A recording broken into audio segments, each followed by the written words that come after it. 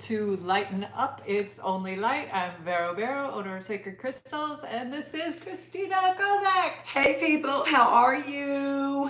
Hope all Christina, is well. oh, all is always well, right? Yeah. So Christina is an intuitive fashionista behind the brand Pussy Army that you can find at Wendy's Closet or at Sacred Crystals. It's true. It's Yeah, true. Thank you, Theo. of Thank you. course, Thank you. yeah. So today we were going to talk about fate, surrender, allowing, all those things. So Yeah. so we were going to kind of explore into that topic. But first, I wanted to ask, how is the political run going? Yeah. Well, so thank you. It has its moments, right? I'm inspired.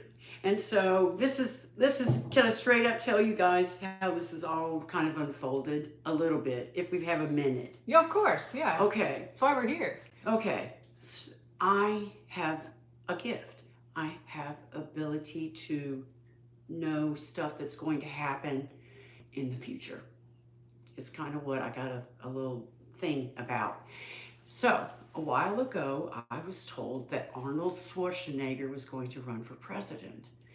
And so there's lots of conversation about Arnold now running for president. I told Theron, my partner, this months ago, I was like, Big A's going to be coming up on the scene. Everybody's going to love Arnold because they respond to him in a way that appeals to Democrats and Republicans. He's kind of the gun tank toting guy. Plus, he's got this way about him that is compassionate and shows a level of consciousness. And so, I kind of like called it, and now all of this conversation is coming up about Arnold. And Arnold is not a natural born citizen of the United States. Right. So this kind of complicates things for Arnold, but it doesn't matter. Can I tell you, I still am getting the notion. Years back, when Arnold was going to potentially run for president, they were going to try to find a way to have something amended. This is something that literally happened, where they were going to try to amend the candidacy requirements for president. And guess what, people? I can guarantee that is what's coming back. Arnold's going to try to run for president. And I'm going to be running as this for the first time ever. Two different parties are going to run together. I am going to be Arnold's running mate. I'm running as an independent. He's obviously a Republican, but we're going to balance each other. I even saw that we had wings. I had one wing and he had the other wing, like literal angel type wings, but they also represent the wings of the political parties, the right wing, the left wing, and it just felt too super good not to know that. And I'm going with it. And so, to tell you the truth, my involvement with politics is going to continue, but I'm not going to force it. Okay. I was kind of like tracking people down, trying to make all these calls, listen to me, you guys got to hear me, I was trying to get forms and get a committee, to help me. I don't want to do that. That sounds exhausting to me. It also doesn't sound very joyful. So as soon as I started not having fun with the idea of becoming in political, space, I decided, I'll just let what happens. And that's when Magic 8 Ball came out. And Magic 8 Ball is like the inspiration for today's episode, because that's all about surrendering to fate.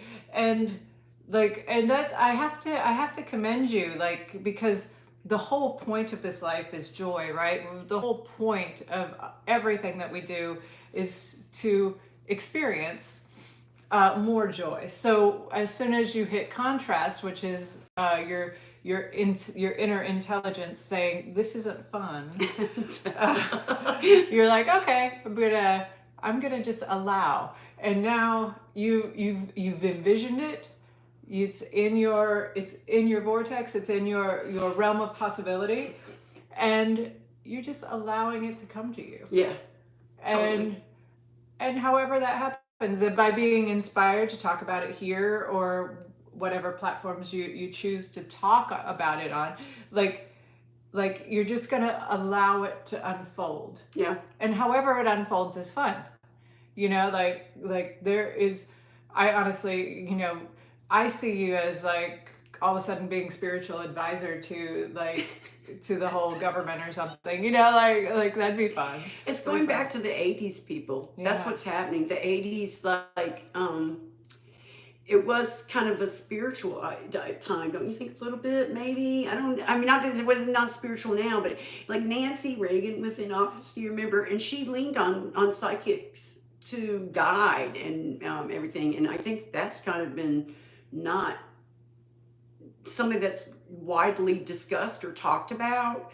And so I'm kind of with your comments, maybe just having something back where there's like a element of, it isn't just this realm, we've got higher things that can help us and assist us. Let's lean into that, Exactly. Yeah.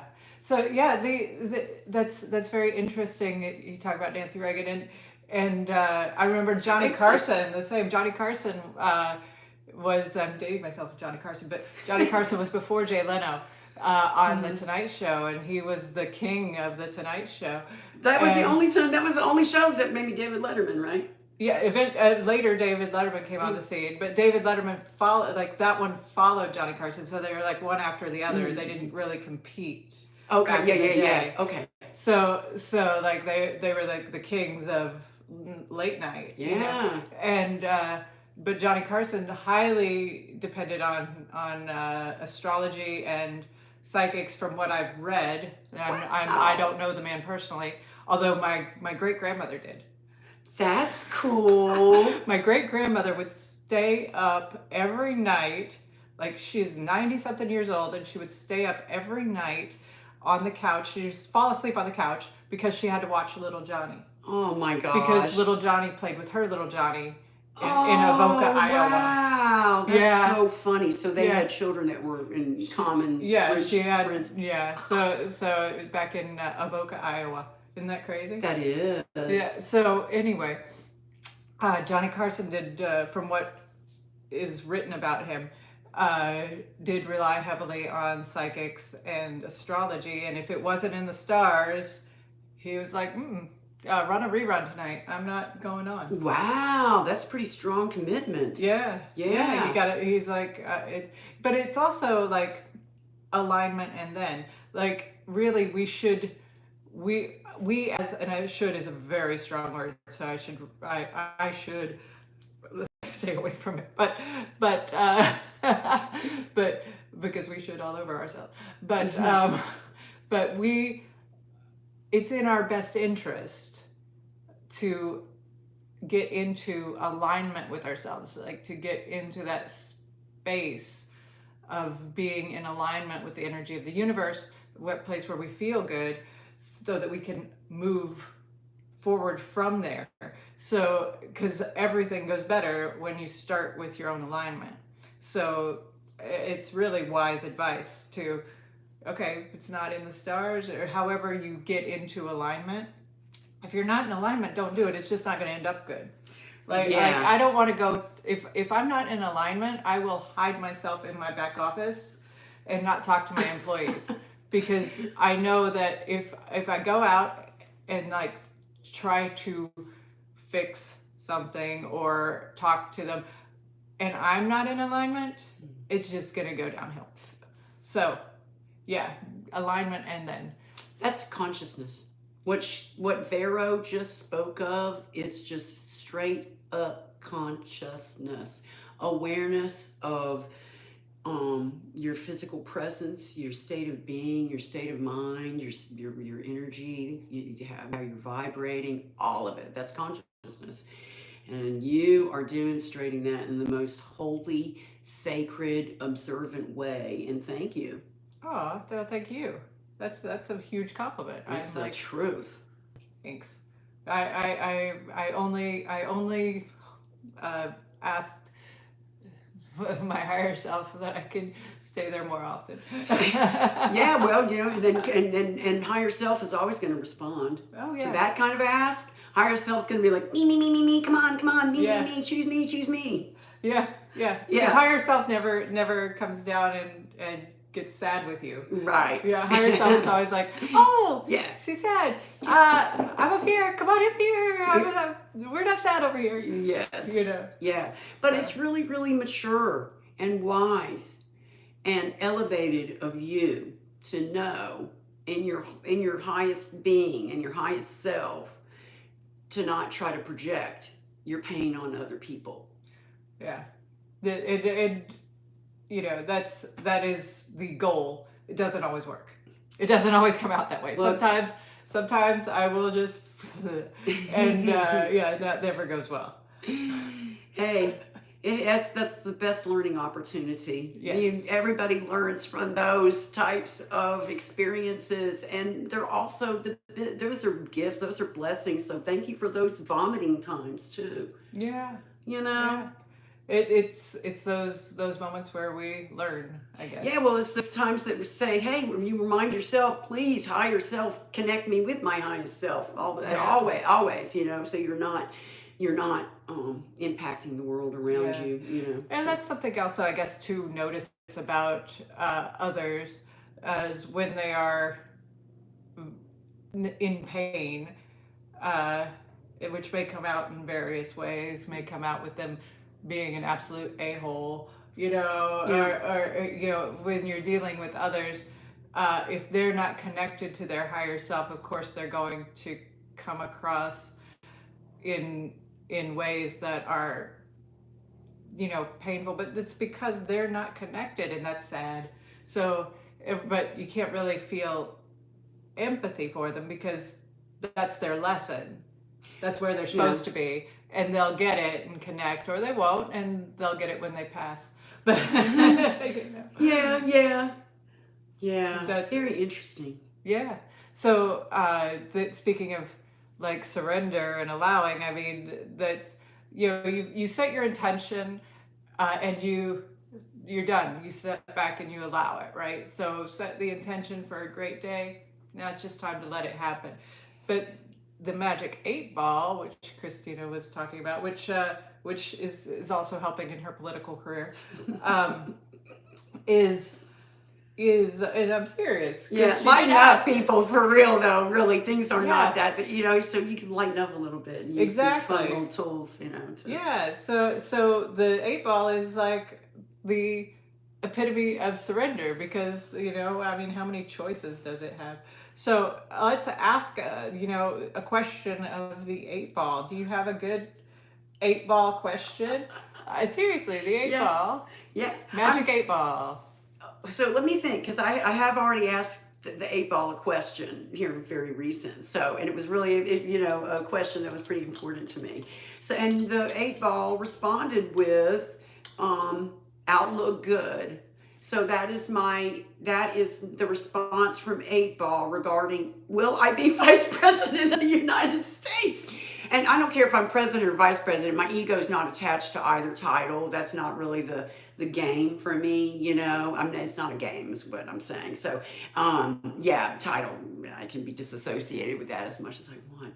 But outlook good. So, but I was just thinking, you know, like with spirituality and oneness, we are all one, and technically, I would bet that if you got into a deep trance meditation, you could totally connect directly with vice president energy or president energy, and actually affect cause, you know, affect change, affect outcomes of things. I do it all the time. Yeah, so technically you could already be vice president. Yeah, true. So because we are all one. So we're all connecting at this much higher level. And if you really, like, because we are so trapped in this island of self.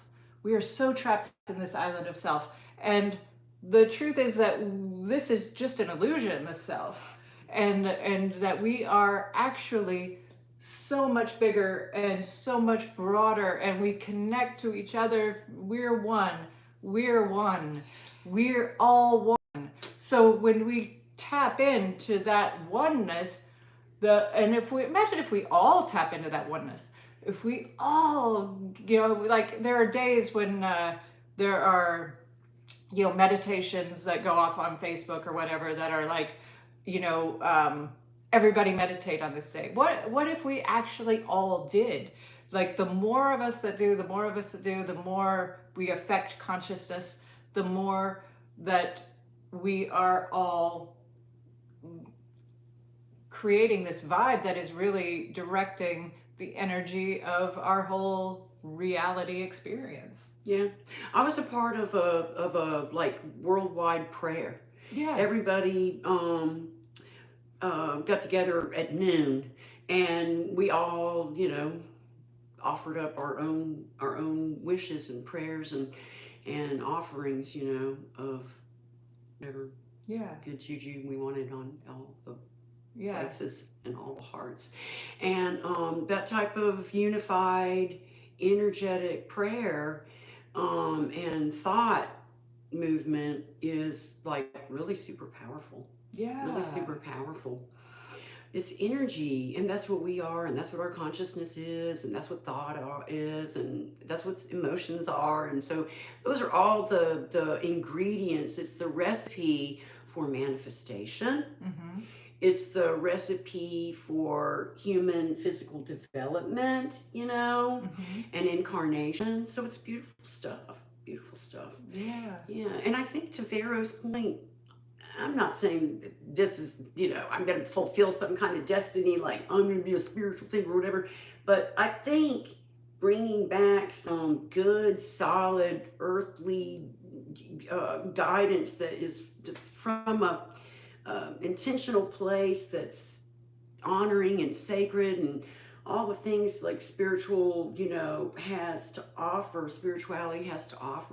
Yeah, the wise woman, the medicine woman, the shaman vibe of the tribe, like that is something that, I do believe that it exists in our higher government, that it's not that talked about, but I do believe that, because I happened to, back in like 2017, I think it was, I met a group of monks who were traveling with their like highest monk from the monastery over in Thailand, and they were there as part of, at that time it was President Trump's spiritual council. Like he had invited leaders from that, and it's not talked about, but he had, I guess, had invited leaders from different things. I think Biden probably has it. There's all, I think every president has had a spiritual council of leaders from around the world in their disciplines, whether it's Buddhist monks or, or Jewish rabbis or Catholic priests, like there's a group of spiritual leaders that are invited to spiritually advise. That makes sense, a worldview, because we don't know every religion, and we don't have access. And it's important to have that access because culturally we're all so different. I love that. It's interesting. I was listening to something on the Huberman podcast yesterday and talking about emotions and how and I forget her name, the scientist that he was interviewing. She's amazing. I just don't have her name on hand because that's not my field. But she said that that face that is, Western belief is surprise, like the big eyes and the in wide eyes. In other cultures, that face is actually a war face. Like there's no connecting facial expressions to emotions, but you have to have other cultural leaders to advise you on things like that, because like in the I think it was the Maori race, this is like I'm fighting you. Yeah, like, they I'm do. war. It's a war thing. So totally different. So that's Wow. yeah. And we That just was a have really that look interesting naturally podcast. here in the United Yeah. States. So but it's taught. Yes. It's taught by television, by our parents, by everything is taught to us. It's true. And so wiping your mind blank so that you can experience all that is from a pure place is like that's the beauty of meditation, really. Yeah, I think that's when you become a little bit more mindful and wakeful to the fact that you kind of have been living more of a role or character in a film type situation than and you responding kind of in a way that's scripted for you or predetermined, you know what I'm saying? Yeah. Kind of just based on what you viewed and how you've been brought up and what you've been exposed to and all that good kind of stuff. Yeah. It's pretty interesting because then you realize that that's not who you are, and you're like, what? Yeah. Wait a minute. Yeah, and then you can connect to all that you really are, Yeah. and it's like, yeah, it's not limiting, because I think that's the world that we kind of get brought up in, is a more limited. It's almost like this. It's almost like back to the point of today's conversation. Everybody wants to freaking control you from the time you are popped out of that vajayjay. You know what I'm saying? Structure everybody's nighttime schedule so that we can start sleeping on a schedule. We want to make sure that you're breastfeeding at certain times so that you're on that schedule. We want to control every facet of that. We don't want harm coming to our children, so we try to control what they're exposed to and limit dangerous, what we view as risky. That's so funny. So we have been ultimately controlled and manipulated with people aren't trying to harm you when they're doing it, but it's just the nature. And then next thing you know, you wake up to that and you're like, oh my God, I have sovereignty. I'm a free agent. Yeah, and that's what I think children are waking up to much earlier. Yeah. I was still under the programming of society and my family unit and stuff like that well into my 30s. Yeah. Well into my 30s. I thought I was doing what I was supposed to do. But when I found out that there was way more for this person, I was like, bing bong. I was like a newborn baby sucking a thumb, and in awe of everything, in wonder of it all. Beautiful. Yeah. Yeah, that's how we could be every day. Yes. Yeah, in wonder of it all. Totally. Because, you think about it, I'm sitting here, I'm looking around, there's windows that you guys can't see, but there's windows here, and I can see Christina's beautiful garden.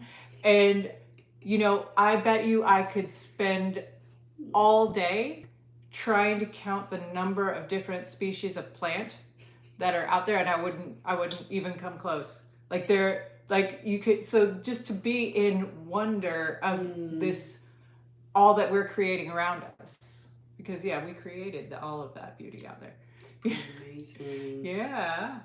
So we're so lucky. So extremely lucky. Let's ask a good 8-ball question. Let's get an 8-ball question in. Do you have a good question? You've got so much going on. Oh, yeah. Well, good question. The holidays are coming up. I know. We're getting ready for the holidays. The stores are really full. As Crystal says, they're swole. Yeah, they're swole. That's great. To the brim. To the brim. Yeah, so we're getting there. So everything's going good there. I don't really have a question there. But maybe along with what we've been talking about, which is, hey, Magic 8-Ball, are we all connected at a core level somewhere in the oneness? Are we all actually one? Is this a real thing? Are we all one? This is getting deep. Says don't count on it. Don't count on it. Don't count on it. Wow. It can mean a lot of things too. Don't count on Ooh. it. So yeah, don't count on I it. know. Oh yeah, that's good. Don't count on it.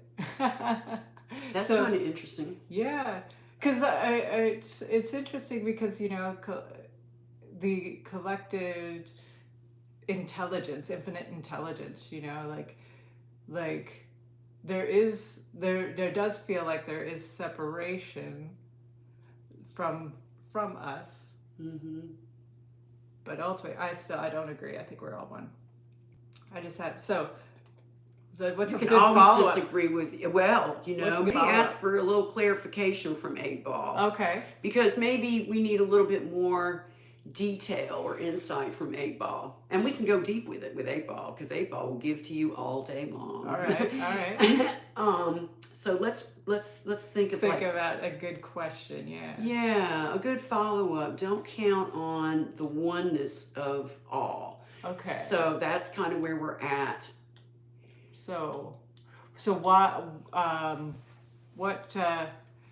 so if we don't count on the oneness, so we don't count on it, we don't count on that because we're meant to experience this life separately anyway. That's how we expand, that's how all of it expands. So we don't count on the oneness, don't count on it.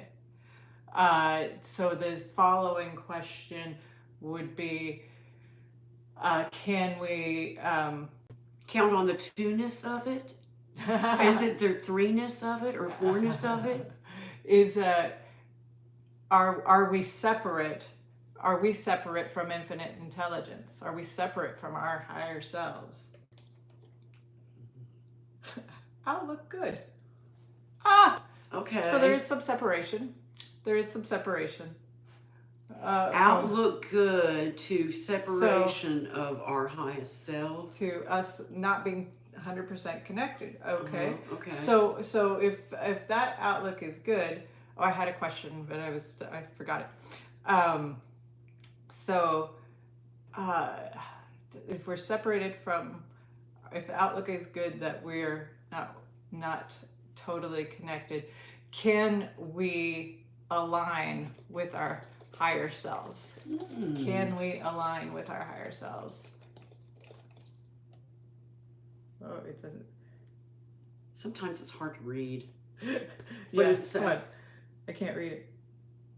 Ask again later. Wow. Magic 8-Ball's not playing with us today. Yeah, ask again later. Huh. All right, so That's it's okay. like wants us to stop. Yeah. I think it's really told us what we need to know. Yeah, there is some separation according to Magic 8-Ball, and I mean, and Magic 8-Ball has its sources. Yeah. And so I still think there's a better question to ask. But hey, all good Magic 8-Ball. It is good. I kind of think that we kind of are separate and then we go back. Yeah. You know what I mean? Or True. something like that. True. Yeah, well, we are part of the expansion of this universe is us being separate and all expanding in our own way, even though we're all part of all that is. Yeah. I think so. Maybe this is how, maybe it's what, like, if we're going to go deep with what the 8-Ball has to comment back to our questions. Okay. Physically, we know that the body does a shedding and recycles itself into new forms as it kind of decomposes and takes its way into the Earth Mother. So from that perspective, we are definitely separate in the sense that at least we know that we're not going to keep that little... I don't think we're separate. Hey, Magic it's forever. 8-Ball. It keeps going around. So no, we can't be separate. I don't Magic know. 8-Ball, are you messing with us? Yeah. But you want to know the other thing I Count on think? it. You want to know the other thing I think? I think there are two separate parallels. And I think that's what the 8-Ball really tells us. It's kind of like the mark of an infinity symbol, but I always think that there's two universes, two separate worlds going on that impact each other, that kind of live side by side. Is what Christina is saying true? Yeah, of course it is. Most likely. It is. It is. They feed each other, you know, and they actually rotate. It moves, it shifts as we spin. And because it's got the natural motion of spinning too, it's in the same vortex we're in. It is the vortex. So does the 8 represent parallel universes? Cannot predict now. I love it. I'm having too much fun with this. Yeah, it's fun, right? Look, Magic 8 Ball comes to you when you need to add a little bit of spontaneity, a little creativity, a little bit of levity, a little bit of, you know what I mean? Do we take life too seriously? Yes, that. That looked not so good. Oh my goodness. I love the Magic 8 Ball. And I don't use it often enough, so I'm kind of glad. But this is fun, yeah. No, it's totally fun. And it's fun to get like, it's like a universal, infinite, it's like a cosmic giggle, as my partner calls it, cosmic giggle. It's a little laugh at us, you know? Yes. Who made this, you know? They were so genius. Yeah. Whoever absolutely. made the Magic 8 Ball, Kudos thumbs up, to thank you. Kudos to the Magic 8 Ball Little creator. angel. Wonder if it says anything about it. I'm going to look that up after our programming. We're going to look at that up. Now, are you wanting to do some readings, Miss Vero? Yeah, sure. Okay, so Vero wanted something inspired, a little nature, a little foresty was the exact term. She took me to the forest heart of that word. So I'm going to let you choose. These are the most foresty cards I have. I want the Druid plant oracle. Okay. That looks really pretty. Okay, now are you wanting to do the reading? Oh, no, you do. Are you sure? Yeah. Oh, look. You know me, I'm not, but I'm starting to get heated. Something's up. Ooh. Can I tell you? The energy has gotten real hard in the room. You feel that too? Is it just me? Probably just me. All right. When I think that the energy is getting hard in the room with the heat,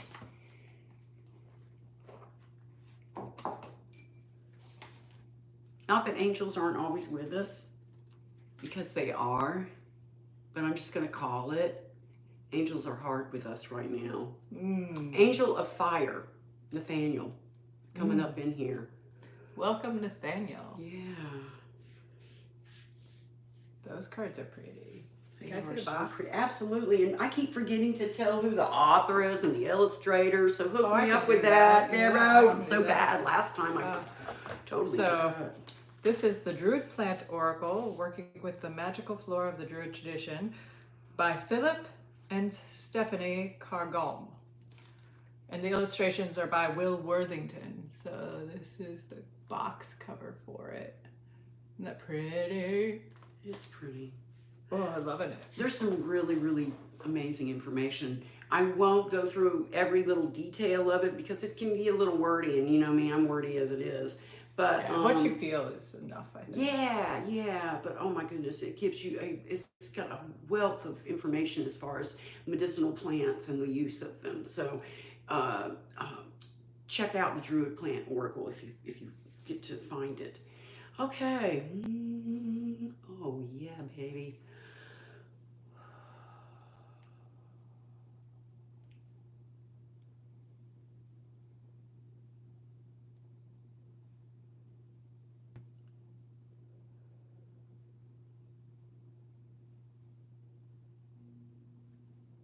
There's the most beautiful calm on the planet right now. Thank you, Earth Mother. The Banes. All right, girl. You're going to show us the Banes. Well, these are plants that are of, they're toxic typically and poisonous depending on your use of them and how you use them and the quantity and all that kind of stuff. It takes great skill to work with some of these plants. So, but this is the good news. They can have their way medicinally and help us. If used in reverence and with some skill and knowledge, these plants are highly effective with different issues that surround the physical being and spiritual self as well. So very interesting that the Banes come to us, and it's a series of 3 different plants. And I'll read that to you because I don't have them committed to memory. Okay, one of the Banes is the wolfbane plant, and then the henbane and hemlock is another, and it says hemlock moonhair, and I'm not pronouncing that probably with the best grace. So it is spelled M as in Mary, U as in urine, I as in indigo, N as in Nancy, E as in Mary, H as in Harry, E as in ear, and A as in Alpha, and R as in Ralph. That's the spelling of that hemlock. And the upright meaning of this card is power, unexpected aid, and relief. So how wonderful is that? These are also perfectly created. They protect themselves by having this toxicity so that they can't just be plucked any old way or used any old way. So you revere them, and they're really not, they don't have like a lot of, they're not torn down often because they're made available because of their toxicity. Anyway, what I'm trying to say is the way that you can use some of these plants, and I'm bringing this about because some poisonous plants can be consumed by the consumption of the animals or insects or whatever that eat on the poisonous plant themselves. That's something that indigenous people do to some of the plants. If the plants are toxic, but they realize that they have medicinal values, they recognize the animals that can eat the plants that aren't affected and negatively, or like they can eat it and it doesn't affect them or isn't harmful to them. So what the indigenous people will do, will eat the animal that has the ability to ingest the plant, and then they get the medicines of that plant through that animal. Interesting. Yeah, very interesting. And that's how we kind of synthesize things. That's like probably one of the earliest ways of synthesizing plants that are toxic to humans is by, in this reference, eating the animal that can chew on the plant that isn't harmed by it. So it's amazing. It's amazing. Lots of ways to treat, and I personally don't know of how to synthesize plants in that regard, but there's a way to do it, and for those people that know, thank goodness, because it's amazing. So let's see. I kind of want to get to this because it talks about unexpected directions, relief from circumstances that maybe you wouldn't expect the relief to come from that place. Maybe it's that somebody offers you a helping hand and you weren't expecting that, but there it is for you in a time of maybe where you needed that, or maybe didn't, but that's what's come your way, So, yeah, it's also a way to recognize the benefits in the lessons that come to us that sting us the most. Mm-hmm. And we think that they're negative, or in our minds, we think that they're not serving us, but then realizing that what we thought was toxic or poisonous, is actually our biggest lesson. We're learning, something from the value of that plant or that experience, So that's kind of what I'm gathering from this mostly. I don't know, are you feeling anything from it? Because a lot of this talks about being able to synthesize and use these plants in a way that benefits human development, and helping us with perspective, number one, the treatment and the honoring of certain things in our purview and in our world, and also handling of these items. Yeah, that's kind of the conscious stuff that comes to my mind. Yeah.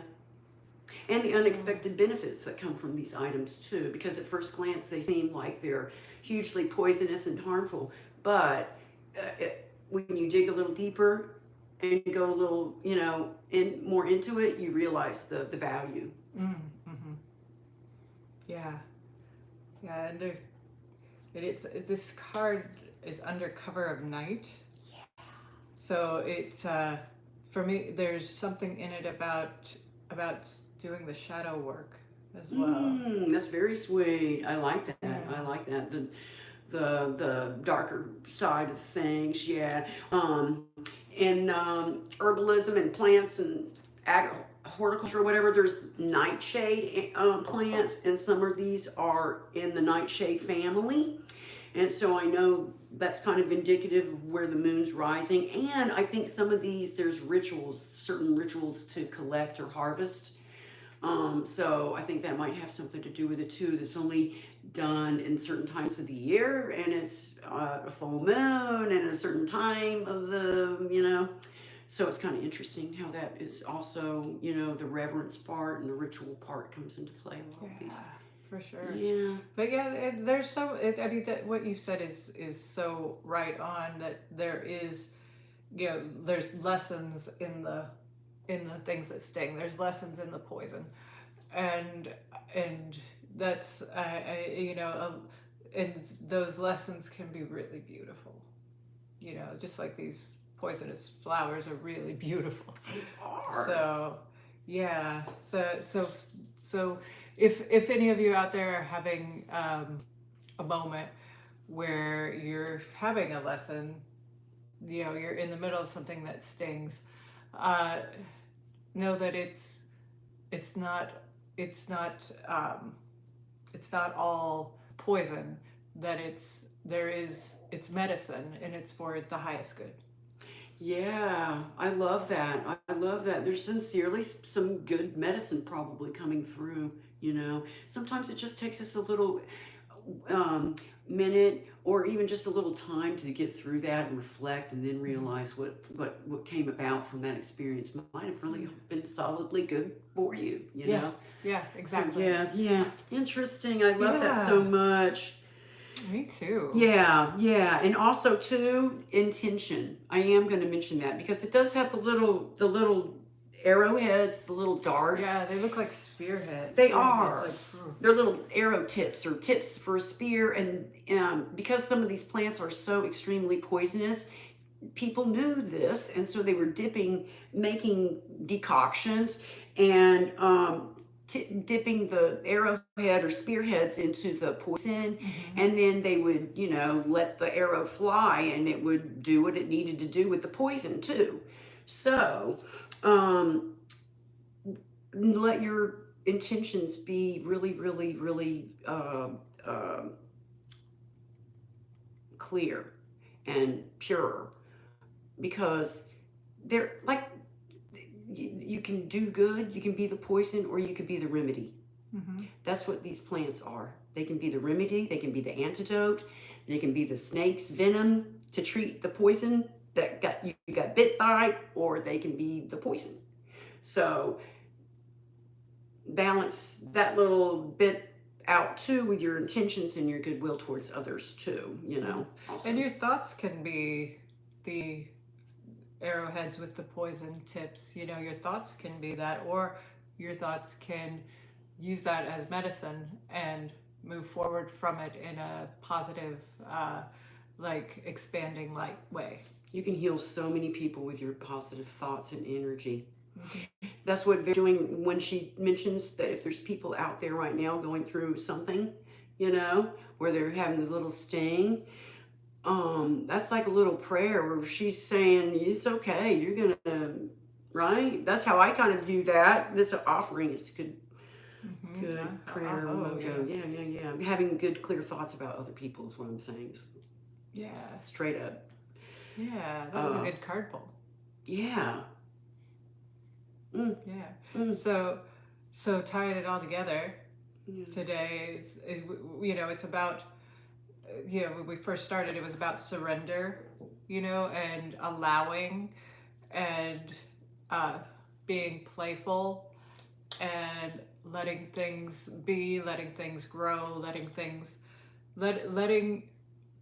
letting your life happen in the way you want it to happen, not forcing or pushing, just allowing and being in that state of allowing, whether it's running for president, vice president, however it comes, and allowing that to happen, or like allowing your own healing. You know, it's about surrender and allowing and letting go. And I hope that today's episode like moved moved someone out there in some way. Me too. Yeah. That's awesome. Yeah. So see you again next Tuesday with Lighten Up, It's Only Light. I'm Vero, owner of Sacred Crystals. We have shops in Tyrone Square Mall and West Shore Plaza, and soon to be at the Sarasota Renaissance Festival. Hot dog. Yeah. And we're doing this weekend, we're doing Mind, Body, Spirit as well. Oh, that's So, awesome. yeah, that'll be awesome. Those are fun events. Go. Oh, yeah. And Christina Koza. Hey, peeps. Thank you so much. I hope you have the most blessed day. Yeah. Yeah, blessings. Bye.